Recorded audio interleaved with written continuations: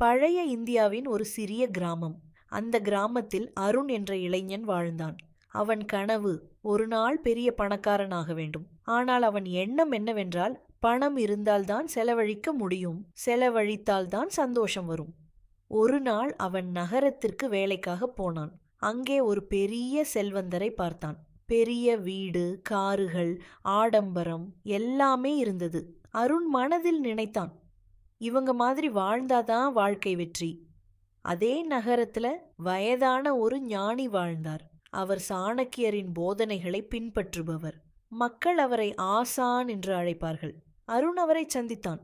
ஆசானே, நான் பணக்காரன் ஆகணும், என்ன செய்யணும் என்றான். ஆசான் சிரித்தார். பணம் சம்பாதிப்பது ஒரு கலை, ஆனால் அதை செலவிடுவது அதைவிட பெரிய கலை. பணக்காரர்கள் எப்படி செலவிடுவார்கள் தெரியுமா என்றார். அருண் ஆச்சரியப்பட்டான். அவர்களுக்கு எதுவும் குறையாது. அவர்கள் விரும்பினதை வாங்குவார்கள். ஆசான் தலையசைத்தார். இல்ல, உண்மையான பணக்காரன் செலவழிக்கும் போது 3 விஷயங்களை நினைப்பான்: வளர்ச்சி, பாதுகாப்பு, மதிப்பு. வளர்ச்சிக்காக செலவிடுதல். ஆசான் அருணை ஒரு பெரிய தொழிலதிபரிடம் அழைத்துச் சென்றார். அந்த மனிதர் பெரிய அலுவலகத்தில் இருந்தார். அவர் தனது ஊழியர்களுக்கு பயிற்சி வகுப்புகள் நடத்தி கொண்டிருந்தார். ஏன் இவ்வளவு செலவு என்று அருண் கேட்டான். அந்த தொழிலதிபர் சொன்னார், நான் பணத்தை பொருட்களுக்கு மட்டும் செலவிட மாட்டேன். மனிதர்களின் திறமை வளர வளர நான் செலவிடுவேன். அது எனக்கு பல மடங்கு திரும்ப வரும். ஆசான் மெதுவாக சொன்னார், பணக்காரன் பணத்தை செலவழிக்கும் போது அது அவருக்கு மீண்டும் வருமா என்று முதலில் பார்க்கிறான். புத்தகம் வாங்குவது செலவு இல்லை, அது முதலீடு. அந்த நாள் முதல் அருண் தனது முதல் சம்பளத்தில் விலையுயர்ந்த மொபைல் வாங்க நினைத்ததை நிறுத்தி ஒரு நல்ல பயிற்சி கற்கை நெறியில் சேர்ந்தான். பாதுகாப்புக்காக செலவிடுதல். ஒரு நாள் ஆசான் அருணிடம் கேட்டார், நீ சம்பாதிக்கும் பணத்தில் எவ்வளவு சேமிக்கிறாய்? அருண் சிரித்தான். என்னிடம் சேமிக்க ஏதும் இல்லை. ஆசான் சொன்னார், பணக்காரன் முதலில் தன்னைத்தான் பாதுகாப்பான். அவன் அவசர நிலைக்காக ஒரு பக்கம் வைப்பான். அவன் எதிர்காலத்தை நினைத்து திட்டமிடுவான். அவர் ஒரு சிறிய உதாரணம் கூறினார். ஒரு விவசாயி இருந்தான். நல்ல அறுவடை கிடைத்த ஆண்டுகளில் அவன் எல்லா தானியங்களையும் விற்றுவிடவில்லை. சிலவற்றை சேமித்து வைத்தான்.